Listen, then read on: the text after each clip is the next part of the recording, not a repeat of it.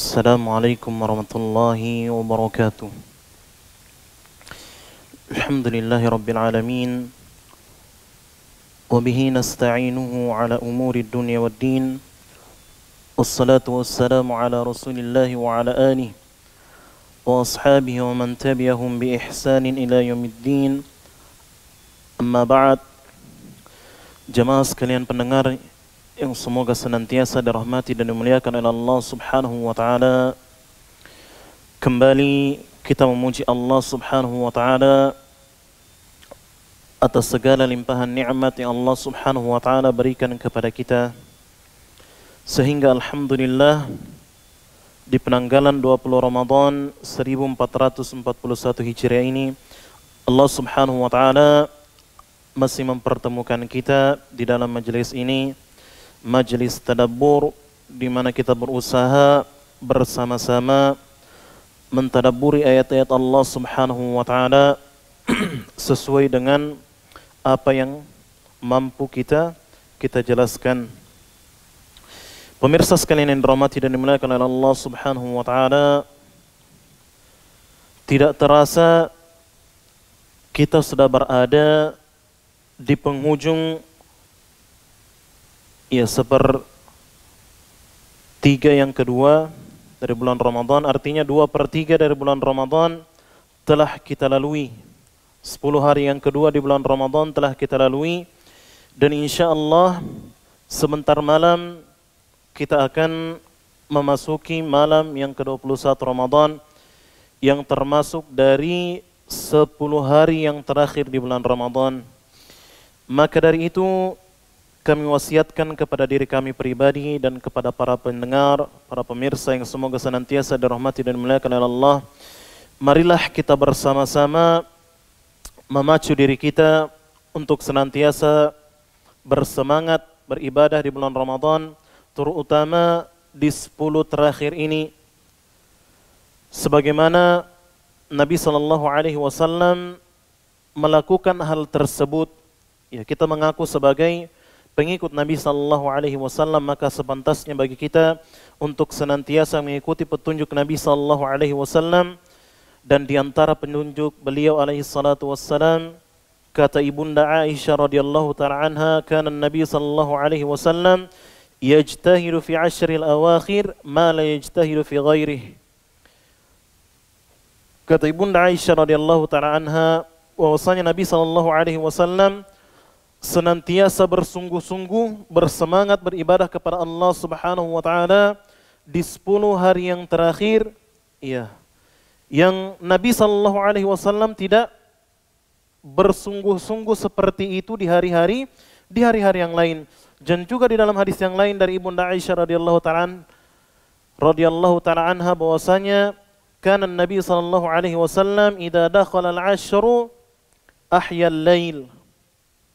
Kata ibunda Aisyah radhiyallahu ta'ala anha, Nabi SAW apabila telah memasuki 10 hari yang terakhir dari bulan Ramadan, ahya lailah, Nabi SAW menghidupkan malamnya, wa ayqadha ahlah, dan Nabi SAW membangunkan keluarganya, wa syadda mi'dzar, dan Nabi SAW mengencangkan sarungnya sebagai bentuk kiasan bahwasanya Nabi SAW bersungguh-sungguh di 10 hari yang terakhir dan tidak menggauli istrinya di 10 hari terakhir di bulan Ramadan, yang menunjukkan keseriusan dan kesungguhan Nabi SAW dalam memanfaatkan momen tersebut untuk beribadah kepada Allah Subhanahu wa taala.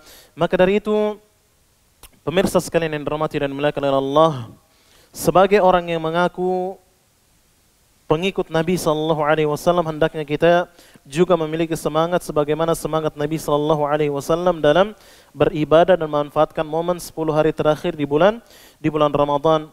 Dan kita tahu, ya pemirsa sekalian yang dirahmati dan dimuliakan oleh Allah Subhanahu wa taala, kuda apabila ia melihat garis finish, ia akan memacu seluruh tenaga dan kekuatan yang ia miliki untuk berlari sekencang-kencangnya menjadi yang paling utama sampai ke garis finish. Harusnya kita sebagai manusia yang lebih cerdas daripada binatang ternak, ya harusnya kita malu ketika kita tidak memiliki semangat yang lebih besar daripada kuda ketika kita mengetahui kita berada di penghujung bulan Ramadan. Ketika kita telah melihat garis akhir dari bulan Ramadan dan kita tidak akan pernah tahu apakah kita akan berjumpa dengan Ramadan di tahun yang akan datang. Wallahu ta'ala alam. Kita tidak tahu sampai kapan umur kita yang telah diberikan oleh Allah Subhanahu wa taala bagi kita. Maka dari itu manfaatkanlah Ramadan kali ini karena bisa jadi ini merupakan Ramadan yang terakhir bagi kita.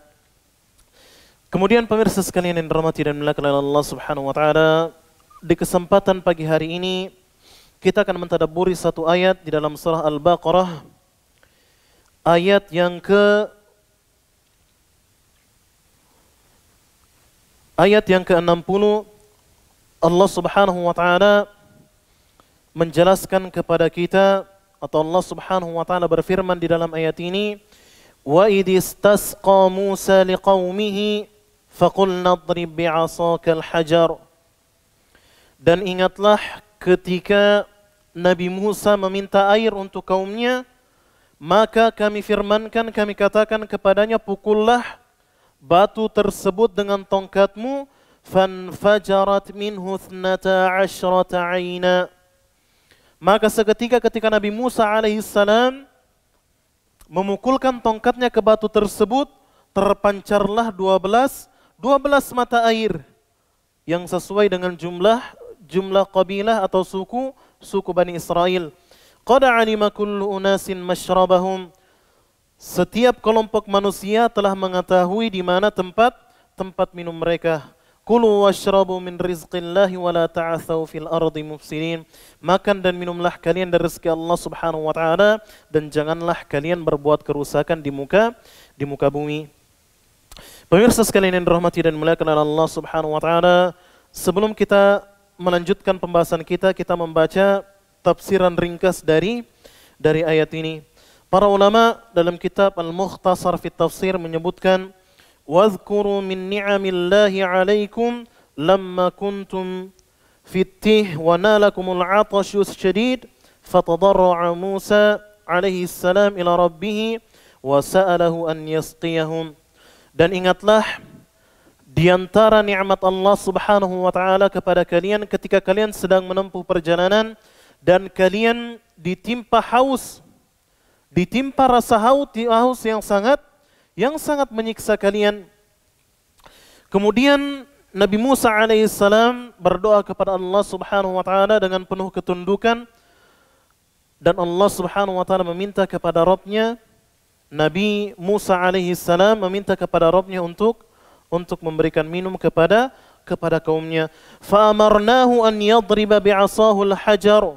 Kemudian kami perintahkan kepada Nabi Musa alaihissalam untuk memukulkan tongkatnya kepada batu. Falamma darabahu tafajjarat minhu 12 aina bi'adadi qabailikum.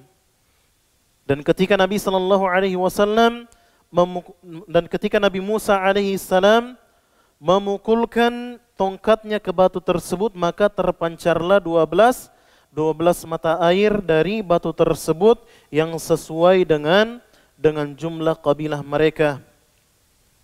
Pemirsa sekalian yang dirahmati dan dimuliakan oleh Allah Subhanahu wa taala, di dalam Al-Qur'an sangat banyak ayat-ayat yang semisal dengan ayat-ayat ini. Di antaranya Allah Subhanahu wa taala juga berfirman di dalam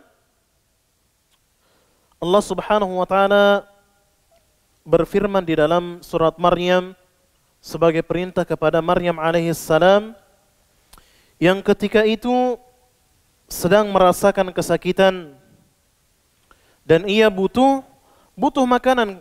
Kemudian Allah Subhanahu wa taala dalam sebagian tafsir disebutkan bahwasanya yang berkata adalah malaikat Jibril alaihissalam, dan juga sebagian yang lain yang mengatakan bahwasanya yang berbicara itu adalah Nabi Isa alaihissalam.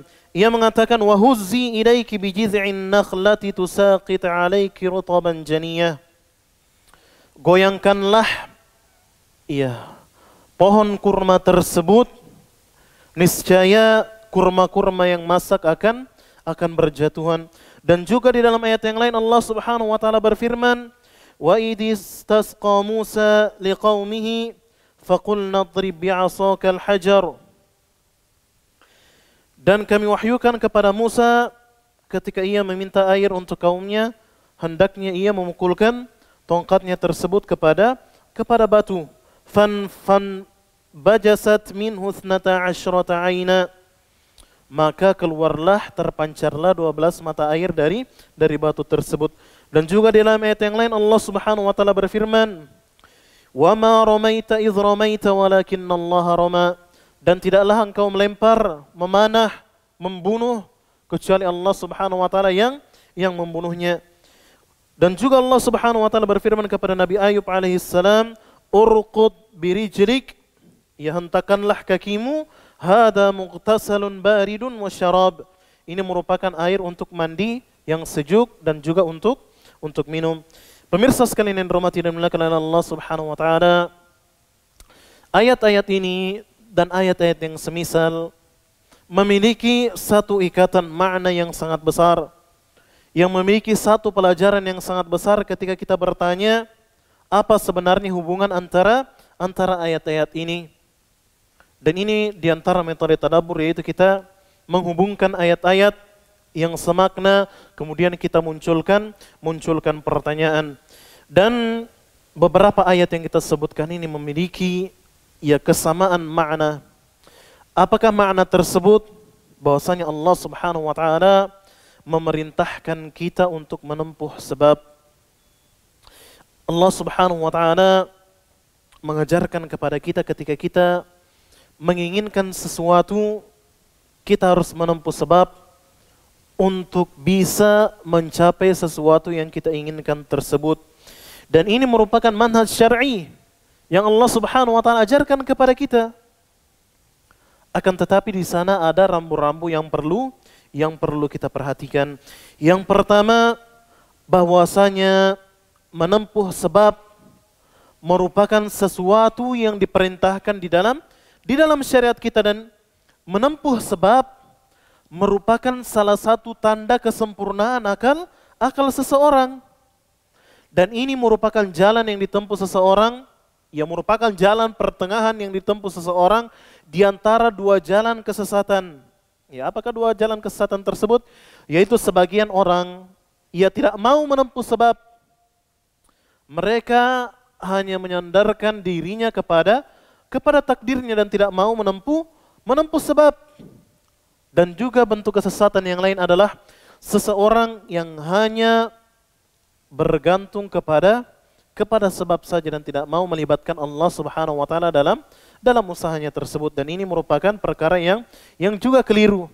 Yang benar adalah sikap seseorang, yaitu ia senantiasa menempuh sebab sesuai dengan kekuatan dan kemampuan yang ia miliki, sambil ia bergantung kepada Allah Subhanahu wa taala dan berdoa kepada Allah Subhanahu wa taala. Dan juga pemirsa sekalian yang dirahmati dan dimuliakan oleh Allah Subhanahu wa taala, menggantungkan diri, menyandarkan diri hanya kepada sebab saja merupakan bentuk kesyirikan, karena tidak melibatkan Allah Subhanahu wa taala dalam perbuatannya.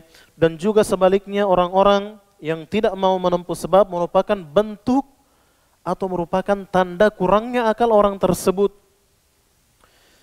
Kemudian pemirsa sekalian yang dirahmati dan dimuliakan oleh Allah Subhanahu wa taala, sebab yang diajarkan kepada kita atau yang diperintahkan kepada kita terbagi menjadi dua. Ada yang disebut dengan sebab syar'i, seperti berdoa kepada Allah Subhanahu wa taala, beriman kepada Allah Subhanahu wa taala, dan meningkatkan ketakwaan kita kepada Allah Subhanahu wa taala.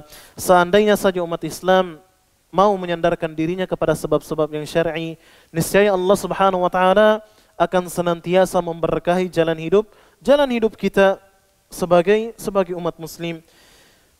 Dan pemirsa sekalian dirahmati dan dimuliakan oleh Allah Subhanahu wa taala, ketika seseorang menempuh sebab-sebab syar'i, walaupun ia dalam keadaan yang lemah, walaupun dia dalam keadaan yang tidak mampu, mungkin menurut pandangan kita, ia tidak akan mampu melakukan hal tersebut.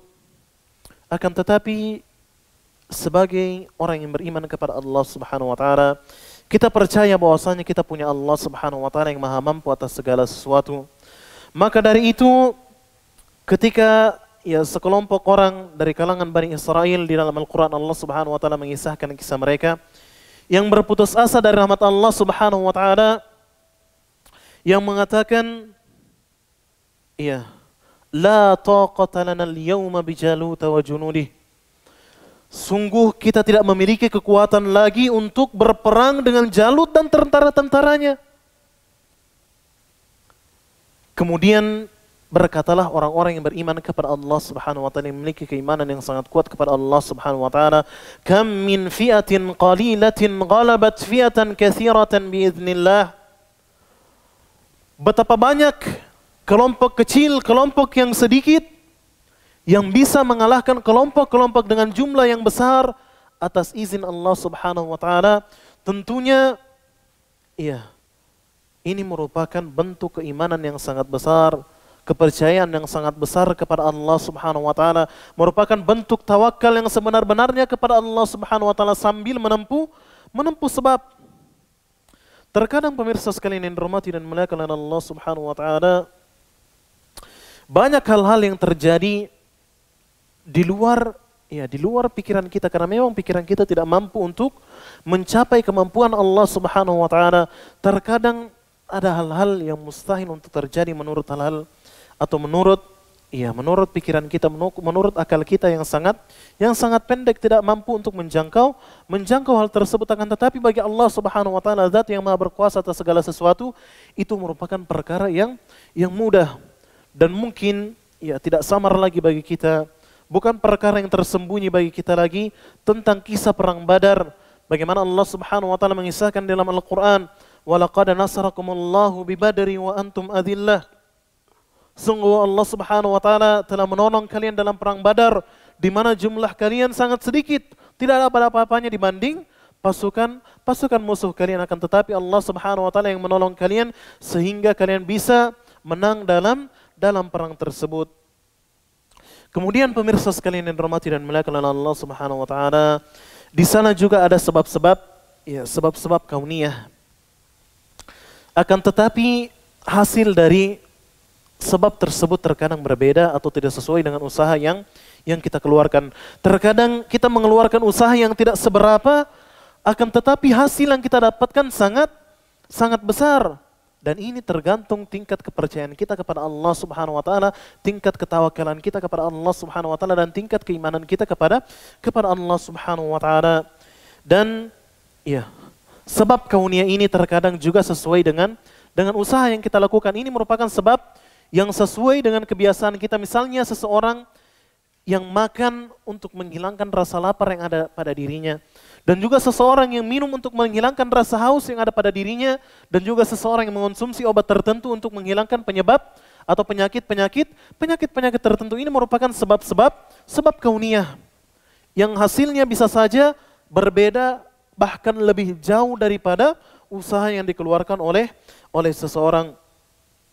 Dan sebab-sebab yang memiliki hasil yang luar biasa yang tidak sesuai dengan usaha yang dikeluarkan oleh seseorang, Allah Subhanahu wa taala telah menjelaskan kepada kita, entah hal tersebut terjadi kepada para nabi alaihi wassalatu wassalam, sebagaimana yang terjadi kepada Nabi Ayub alaihissalam ketika beliau diperintahkan oleh Allah Subhanahu wa taala, urqud birijlik, hentakanlah kakimu, hadza muqtasalun baridun wa syarab. Ini merupakan air yang dingin, yang sejuk untuk mandi dan minum. Bagaimana air tersebut menjadi penyembuh bagi penyakit yang ditimpa oleh Nabi Ayub alaihissalam. Walaupun sebagian orang di zaman sekarang ini menggunakan metode tersebut sebagai metode penyembuhan, akan tetapi para ulama telah menjelaskan kepada kita bahwasanya itu merupakan mukjizat yang khusus diberikan kepada Nabi Ayub alaihissalam. Kemudian pemirsa sekalian yang dirahmati dan dimuliakan oleh Allah Subhanahu wa taala, dan juga dalam kisah Maryam alaihissalam, ibunda Maryam, seorang perempuan yang sangat lemah, yang lagi merasa kesakitan,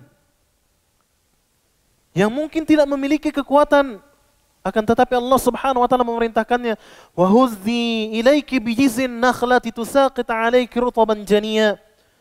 Allah Subhanahu wa taala memerintahkan kepada Maryam alaihissalam untuk menggerakkan pohon kurma.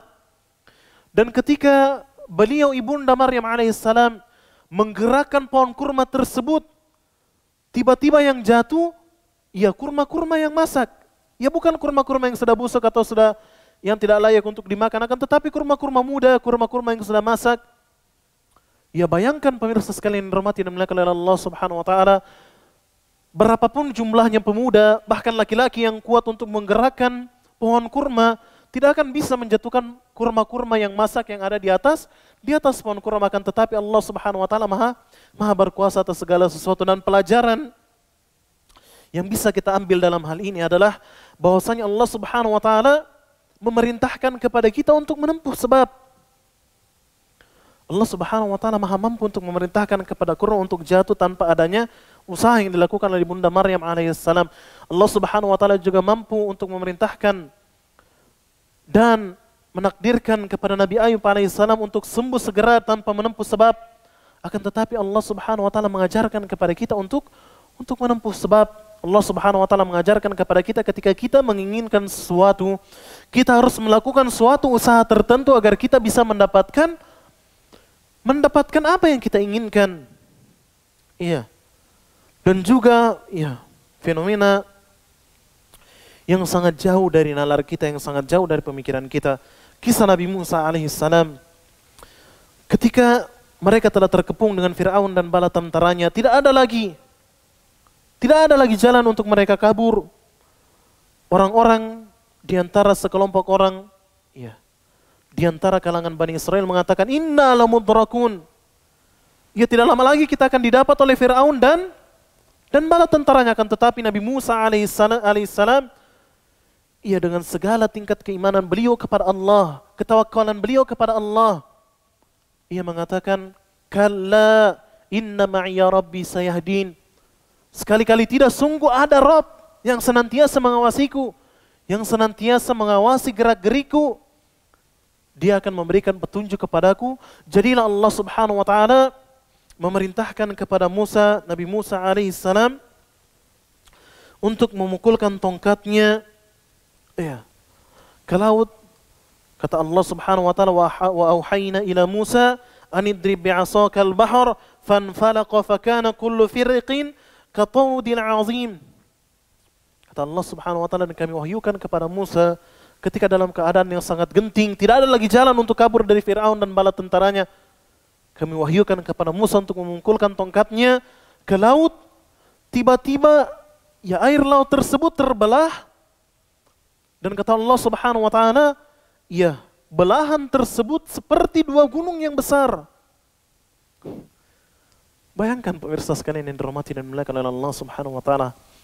Apa hubungan antara tongkat dengan laut? Kita sampai kapanpun, sampai kita meninggal dunia mungkin, ketika kita memukulkan tongkat kita ke laut tidak akan terbelah.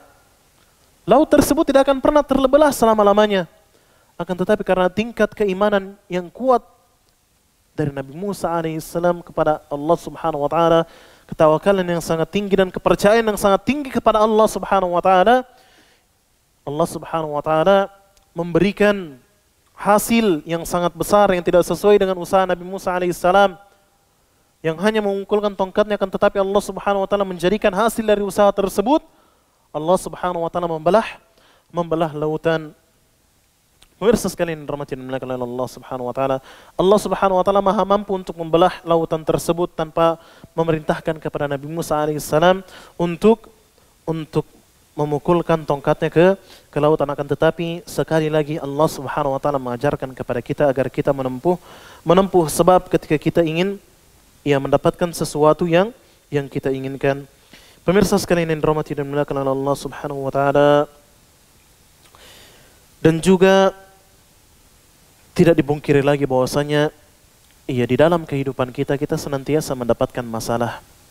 Berbagai macam problematika dalam kehidupan kita senantiasa silih berganti datang menemui kita. Akan tetapi Allah Subhanahu wa taala sebagai Rabb kita memerintahkan kepada kita untuk menempuh sebab untuk menyelesaikan berbagai macam permasalahan yang kita hadapi. Allah Subhanahu wa taala maha mampu untuk menghilangkan permasalahan tersebut dan mengangkat permasalahan tersebut. Akan tetapi Allah Subhanahu wa taala mengajarkan kepada kita untuk menempuh sebab-sebab, entah sebab syar'i maupun sebab kauni, agar kita bisa melewati masalah dan problematika yang kita hadapi dalam kehidupan kita. Di antara sebab syar'i yang dianjurkan oleh Allah Subhanahu wa taala adalah senantiasa berdoa kepada Allah. Allah Subhanahu wa taala melalui lisan Rasulullah sallallahu alaihi wasallam mengabarkan kepada kita, "Ud'ullaha wa antum muqinuna bil ijabah." Berdoalah kalian kepada Allah dalam keadaan kalian yakin bahwasanya doa tersebut akan diijabah oleh Allah. Wa'lam anna Allah la yaqbalu du'aan min qalbin lahin ghafil. Dan ketahuilah Allah Subhanahu wa taala tidak akan menerima doa yang bersumber dari hati yang lalai dan tidak mau mengingat Allah Subhanahu wa taala. Kita tahu kisah Nabi Zakaria alaihi salam. Nabi Allah Subhanahu wa taala yang senantiasa berdoa kepada Allah Subhanahu wa taala. Di usianya, ya, dalam salah satu riwayat yang disebutkan oleh para ahli tafsir bahwasanya usia beliau alaihi salam sekitar 100 tahun. Usia yang tidak muda lagi. Yang mungkin untuk orang-orang di zaman kita sekarang ini tidak mungkin seseorang yang berusia 100 tahun bisa memiliki anak. Terlebih lagi para tabib, ya, para dokter di zaman beliau alaihi salam telah memvonis istri beliau mandul. Akan tetapi beliau tidak pernah berputus asa. Beliau tidak pernah berputus asa untuk berdoa kepada Allah Subhanahu wa taala walaupun menurut orang ia tidak mungkin lagi memiliki anak, akan tetapi beliau percaya kepada Allah. Ketika beliau meningkatkan doanya kepada Allah, Allah pasti akan mengabulkan suatu saat nanti. Maka hasil buah dari doa tersebut Allah Subhanahu wa taala memberikan kabar gembira kepada Nabi Zakaria alaihi salam berupa anak yang saleh yaitu Yahya alaihi salam yang juga dijadikan oleh Allah Subhanahu wa taala sebagai nabi. Inilah kekuatan Allah Subhanahu wa taala. Inilah kemahabesaran Allah Subhanahu wa taala bagi kita, bagi nalar kita. Tidak mungkin orang yang berusia 100 tahun apalagi istrinya telah divonis mandul oleh para dokter dan ahli, tidak mungkin lagi bisa hamil. Akan tetapi Allah Subhanahu wa taala adalah zat yang maha mampu atas segala sesuatu. Selama kita percaya dan senantiasa memohon kepada Allah dengan bersungguh-sungguh, pasti Allah Subhanahu wa taala akan memberikan kepada kita jalan keluar, akan memberikan kita jalan agar kita bisa mendapatkan apa yang kita damba-dambakan, bisa mendapatkan apa yang kita inginkan. Maka dari itu pemirsa sekalian yang dirahmati dan dimuliakan oleh Allah Subhanahu wa taala, jangan pernah berputus asa dari rahmat Allah Subhanahu wa taala. Jangan pernah berputus asa dari kemahabesaran Allah Subhanahu wa taala. Kita tidak tahu Allah Subhanahu wa taala memiliki rencana yang terbaik bagi kita. Tugas kita adalah senantiasa berdoa kepada Allah Subhanahu wa taala dan menempuh sebab-sebab yang bisa kita lakukan untuk mencapai apa yang kita inginkan. Semoga Allah Subhanahu wa taala memudahkan urusan kita dan semoga Allah Subhanahu wa taala senantiasa menjadikan jalan keluar bagi kita atas segala permasalahan dan problematika hidup yang kita hadapi. Sungguh Allah Subhanahu wa taala yang maha mampu untuk mengabulkan doa kita. Kita tutup majelis kita pada kesempatan pagi hari ini dan doa kafatul majelis. Subhanakallahumma rabbana wa bihamdik asyhadu an la ilaha illa anta astaghfiruka wa atubu ilaik. Assalamualaikum warahmatullahi wabarakatuh.